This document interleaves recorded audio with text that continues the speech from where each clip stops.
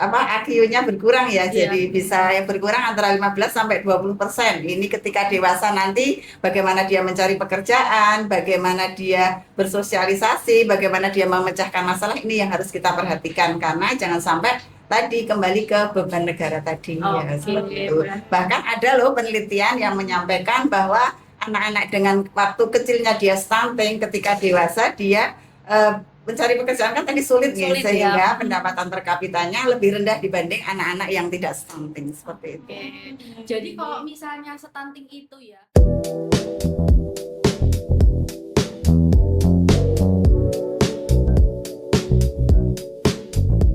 Halo Sobat Bangsa, selamat datang di Teras Bangsa. Bahas sana, bahas sini tentang kesehatan. Yeay. Oke Mbak Tias, kali ini kita ada kedatangan dua narasumber ya. Nah, oke. Apa yang kita bahas top podcast kali ini Mbak Tias? Kita bahas ini lumayan menarik ya Mbak ya, apalagi untuk orang tua muda, sama Oke. sahabat bangsa yang peduli dengan masa depan generasi kita Oke. gitu.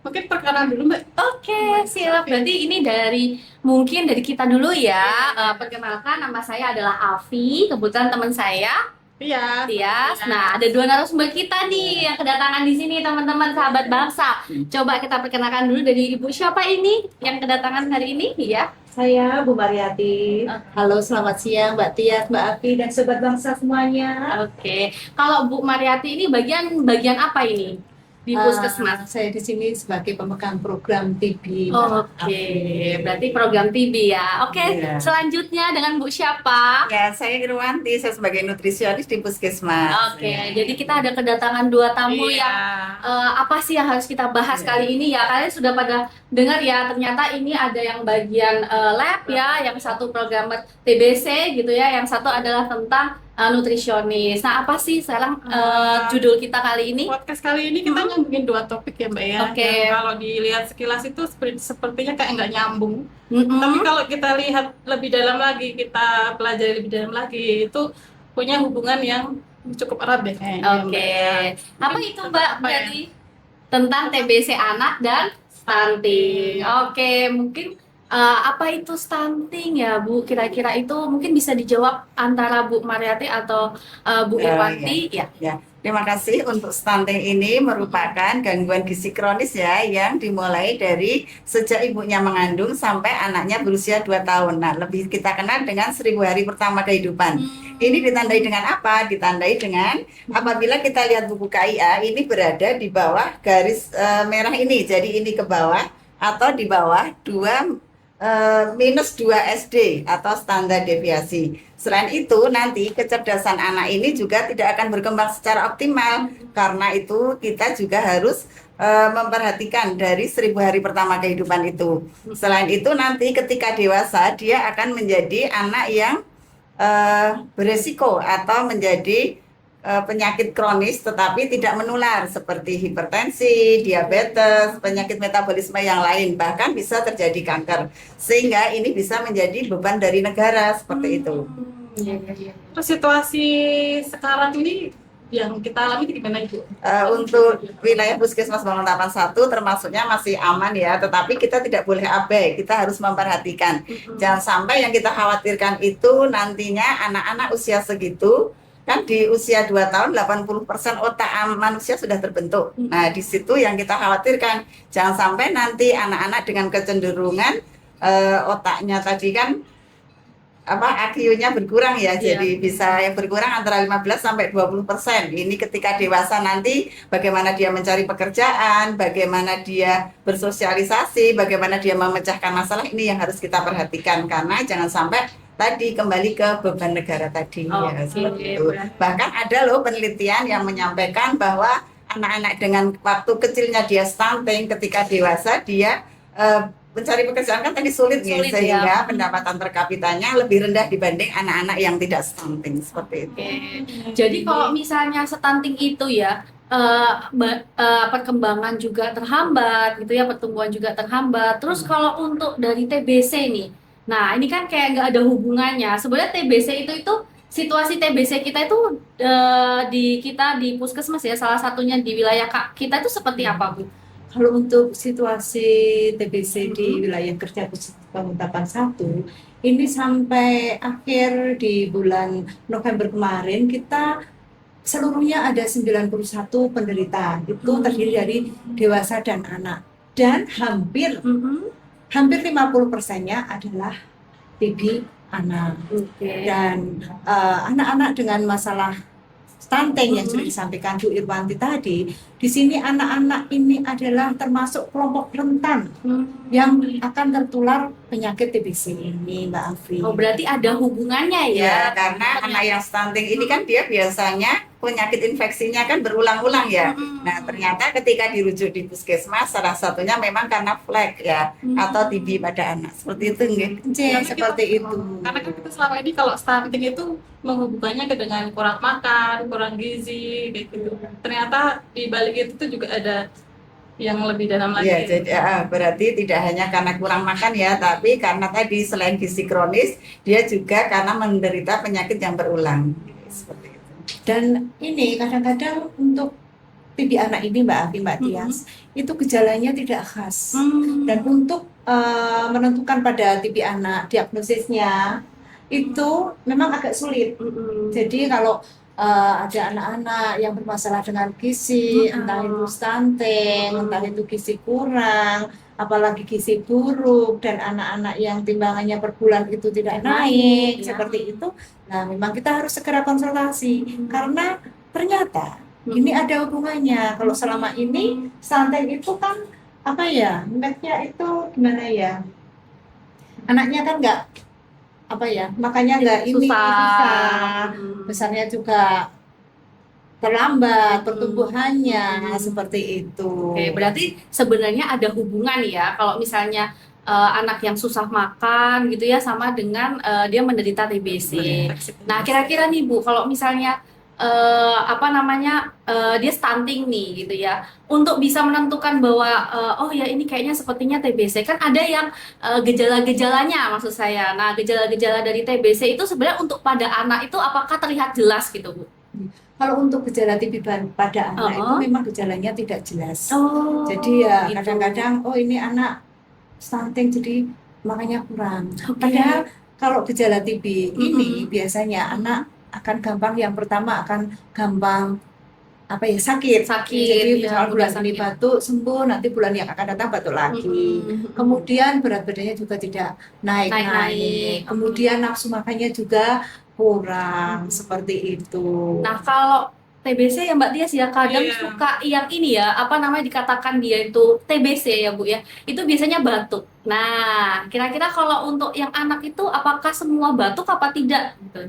Jadi untuk TBC pada anak ini memang Iya. batuknya tidak terus harus batuk, terus dikit, terus nggak begitu. henti. Jadi kita lihat aja kalau di penimbangan misalkan di posyandu atau apa itu kita lihat, oh ternyata anak ini bulan ini ditimbangkan kok ada batuk, terus besok sembuh, sebulan 2 bulan lagi batuk lagi. Oh ternyata berat badannya juga tidak naik-naik, seperti itu. Nah, tuh. Seperti Gejalanya itu nggak yang sama kita batuk. Jadi waspadai. Iya. Bahkan ada juga loh yang dia nafsu makannya bagus, tetapi beratnya kok tidak naik-naik. Nah, itu juga menjadi salah satu kenapa dia dirujuk ke puskesmas. Seperti itu. Iya Mbak, soalnya kalau misalkan si anak tadi terkena atau tertular TB, karena anak kan tidak menular ya, Iya, TB anak, betul. tapi dia memang tertular dari TBC dewasa. Kalau tertular dan belum diketemukan, belum tertangani seperti yang disampaikan Bu Irwanti tadi, dia makannya banyak, tapi kenapa kok pertumbuhannya lambat? Ternyata makanan yang diasup, yang dimakan oleh si anak tadi tidak untuk si anak itu tadi, tapi digunakan untuk penyakitnya, untuk melawan si bakterinya. Jadi ya artinya nggak ada artinya makan berapapun ya Berat badannya juga nggak akan naik-naik, seperti itu. Dan ini menjadi tantangan kita ya, ketika kita di posyandu, anak dirujuk untuk ke puskesmas. Kadang orang tua keberatan karena wong anakku baik-baik saja kok, dia masih lincah, dia masih bisa aktivitas seperti biasa. Tetapi akhirnya orang tua sadar ketika kita memberikan pengertian bahwa memang penyakit ini tidak bergejala seperti itu.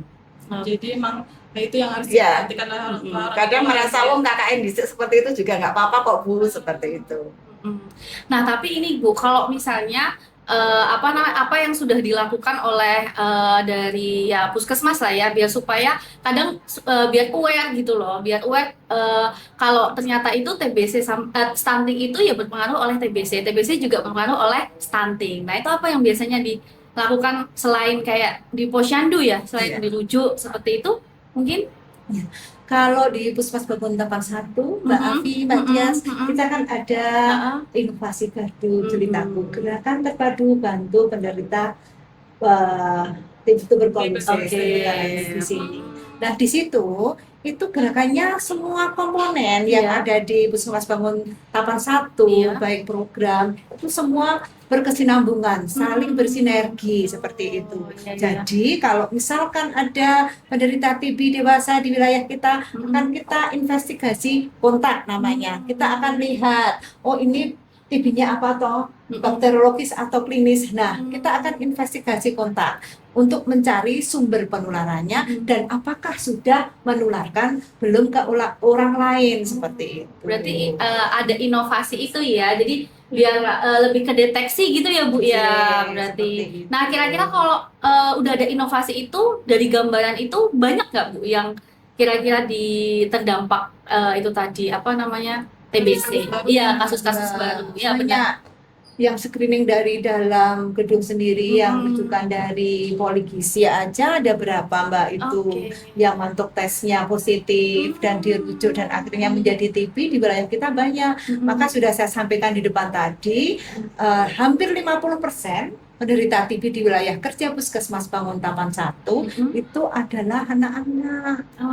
Seperti itu. Jadi memang anak-anak ini adalah kelompok rentan ya, dan dia tertular oleh orang dewasa ya Bu ya, bukan dari Mbak Tia, bukan dari anak-anak gitu jadi ya. ditulari ya Mbak. Iya, ditulari. Oke. Seperti itu. Kalau misalnya dari gizi ya Bu ya, kalau dari gizi itu apa yang sudah dilakukan biar supaya ya apa namanya mendeteksi TBC tadi gitu ya Bu? Ya, kemarin salah satunya ketika dari Posyandu dirujuk untuk cek ke laboratorium dan alhamdulillah yang dirujuk pada mau. Oke, berarti pada dirujuk dari konsultasi gizi ya Bu tidak ya? hanya dari Posyandu tapi pada waktu di Poligisi. Poligisi. Pas ada kemarin itu loh, Bu Ir ada kegiatan berapa ya? Kita ada 30 anak yang bermasalah dengan gizi, sobat bangsa. Itu ternyata dari gizi itu kita terjaring 2 penderita TB anak. Nah, berarti memang ini ya apa namanya? Ada prosesnya itu supaya bisa mendapatkan terjaring ya ada program itu tadi ya. Kemarin juga waktu ACF itu di akhir tahun 2024 kemarin sobat bangsa di puskesmas kita itu ada ACF anak. Seharusnya sasarannya hanya 100 tapi kan dari pihak gizi lupa nyetop jadi 125. Yang dicari banyak ya Bu berarti ininya ya. Dan dari 125 itu setelah dilakukan ada screening, terus kemudian dilakukan foto ronsen dada, mantap akhirnya berapa yo Mbak Bu Ir ya? 19 atau berapa ya? Iya, sekitar 19 anak yang terjaring TB anak. Jadi memang di wilayah kerja kita, di wilayah kerja Puskesmas Bangun Tapan 1 ini memang TB anaknya masih cukup tinggi.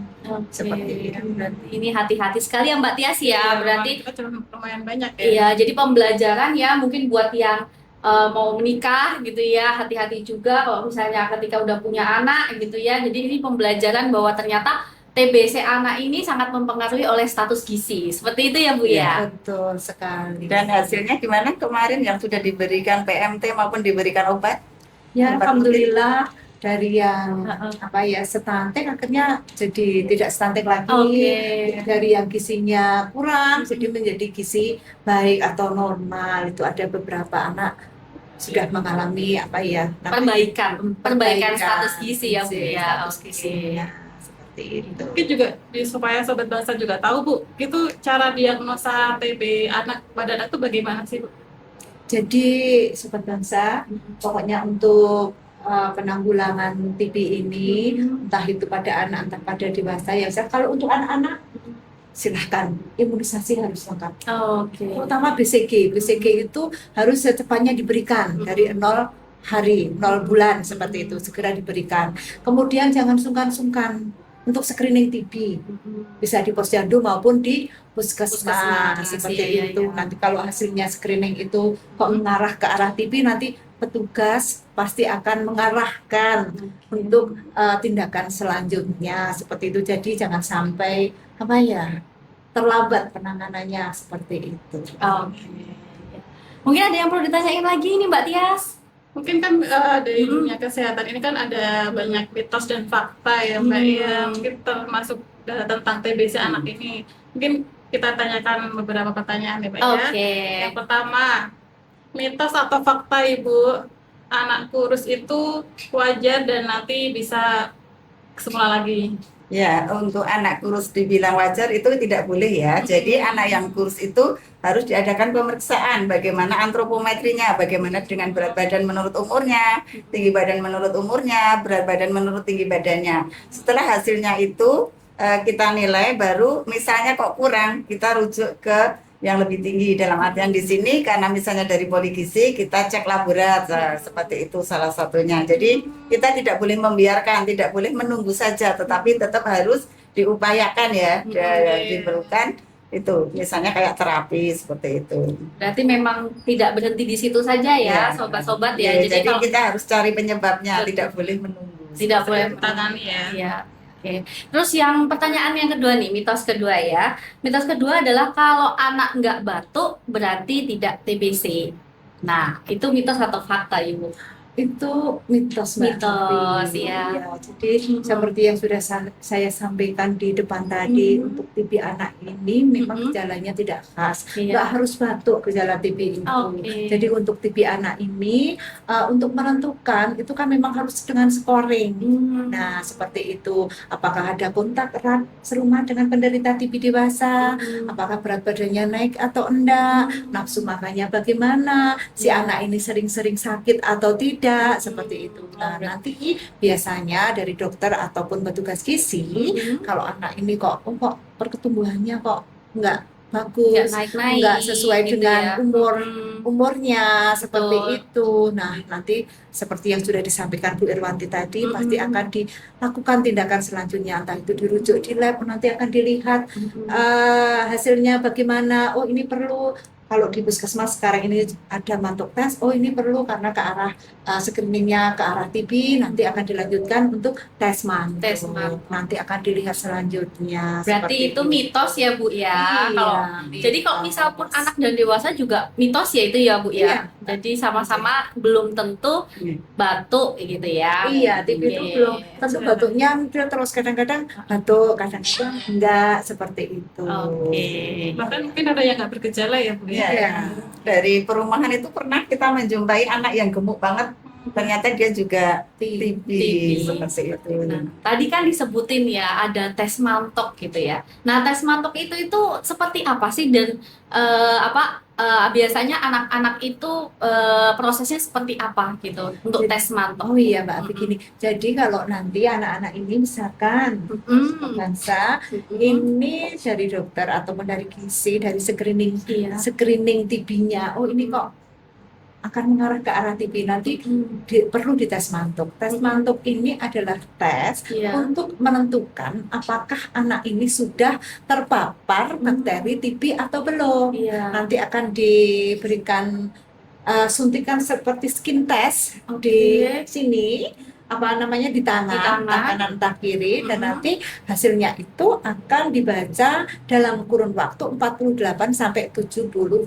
jam. Oke. Kalau sebelum itu nggak boleh ya berarti ya? Tidak bisa. Oh, tidak Mbak Afi. bisa. Jadi harus Berarti- dibacanya di atas 48 jam, Oke. tidak boleh lebih dari 72 jam. Oke. Nah, Nanti itu dokter akan menentukan kalau ada indikasi, nanti mantuk tesnya positif. Oke. Nah, kalau mantuk tesnya positif, artinya apa Mbak Afi, Mbak Tias? Ada di anak ini terpapar bakteri TBC, dan ini nanti sama dokter, sama nutrisionis akan dilakukan tindakan selanjutnya. Biasanya akan dikonsulkan ke spesialis anak, Oke. seperti itu. Untuk mantox ini Bu, itu bisa periksanya di mana aja?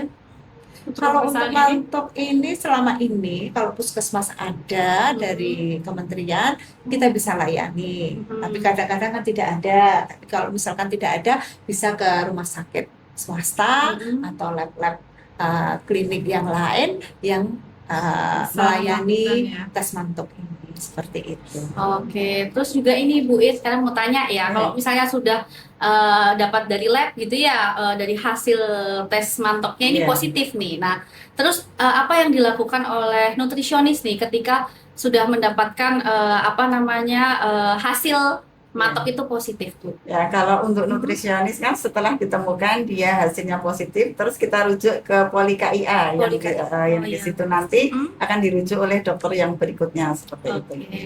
Kalau Nanti akan scoring Mbak sama dokter. soalnya Iya. langsung dari Yang mana scoring pun ya. Jadi kalau Ya, kalau untuk diagnosis TB anak ini kan pakainya sistem scoring Hmm. dan scoringnya kalau sudah 6 atau lebih baru bisa diobati si anak ini sebagai penderita TB. Jadi nanti dokter akan di-scoring kalau mantok tesnya positif, oh ini scoringnya 3, oh ternyata ada masalah di gizi, berat badannya beberapa bulan nggak Tidak naik. naik, sangat naik. Iya, gitu seperti itu kan udah tambah 1 lagi, jadi Oke. 4. Oh ternyata si anak ini Kontak. setiap bulan sakit, Iya. nah kayak gitu. Itu tambah Itu kan scoringnya. baru berapa? Jadi 5. Kalau 5 kan belum bisa diobati. Yang Nah kontak tadi biasanya bisa itu dokter akan merujuk ke Iya. spesialis anak. Tetapi kalau mantok tesnya positif dan ada kontak erat Mhm. serumah dengan penderita yang bakteriologis jelas, biasanya dokter akan langsung mengobati karena kalau Mengobati. kontak erat itu skornya sudah 3, kemudian tes mantok positif juga 3, Iya, jadi betul. sudah 6 akan diobati. Nah, itu berarti diobatinya juga dari sini ya Bu ya? Iya, Dari bisa. sini ya. Oke. Oke, berarti butuh banyak ini ya, banyak perjalanannya, prosesnya itu panjang ya Bu ya Betul, ternyata. Oke, baik. Mungkin Mbak Tis ada yang perlu ditanyain lagi nggak ini? Tadi kan kita sudah membicarakan tentang diagnosis, gejala dan yang lain. Untuk pencegahannya Ibu, pencegahan supaya anak-anak itu terhindar dari TBC itu apa yang harus dilakukan Sobat Bangsa nih Bu? Mungkin satu-satu dari Bu Oh iya, Manado dulu. kalau dari kami itu yang pertama tadi imunisasi. Jelas, imunisasi anak harus lengkap. Yang terutama untuk BCG secepatnya, jangan ditunda karena imunisasi BCG ini adalah untuk mencegah supaya si anak kita ke depan ini tidak tertular si TBC ini. Kemudian juga penimbangan rutin di posyandu.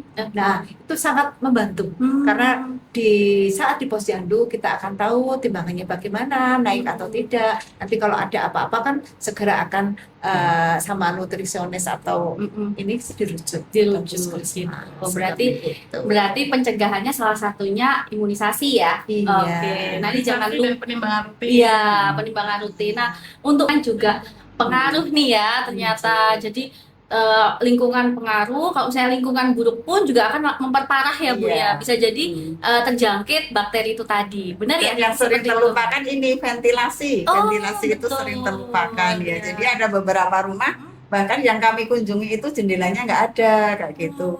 Padahal anak kan butuh pergantian oksigen ya seperti itu. Oh, berarti sangat-sangat Hygiene, ventilasi ya. itu juga Hygiene-nya mempengaruhi. sangat Iya. bagus. Iya, Karena iya, kan seperti yang disampaikan Bu itu tadi, kalau pola asuhnya baik, dengan gizi yang baik juga, maka Betul. daya tahan anak ini akan baik. Kalau baik, otomatis imunitasnya juga baik, daya tahannya baik, dia tidak akan mudah tertular. Kemudian kalau di rumah, ventilasinya cukup, otomatis bakteri tidak akan bertahan hidup di dalam rumah itu lama, dia akan cepat mati. Seperti itu. Dan yang juga tak kalah penting harus pemberian makan pada bayi dan anak yang adekuat. Jangan sampai nanti si anak kurang gizi sehingga dia gampang sakit. Seperti Oke. itu. Nah, ini ya sobat-sobat bangsa. Dijelaskan.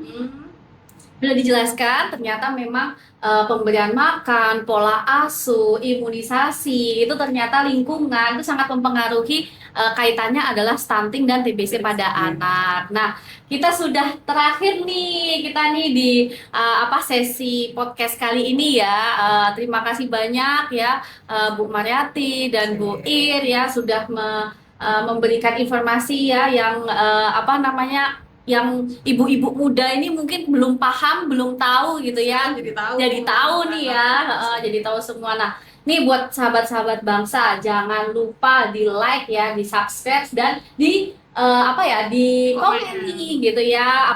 Adakah pertanyaan atau apa mungkin kita bantu gitu ya sama narasumber kita dua ini gitu ya. Nah, Tapi sebelumnya closing statement dari pembicara dulu, monggo kalau ada pesan-pesan untuk sobat bangsa. sebelum ditutup mungkin ada closingnya dulu sebelumnya untuk disampaikan ke sahabat-sahabat bangsa kita.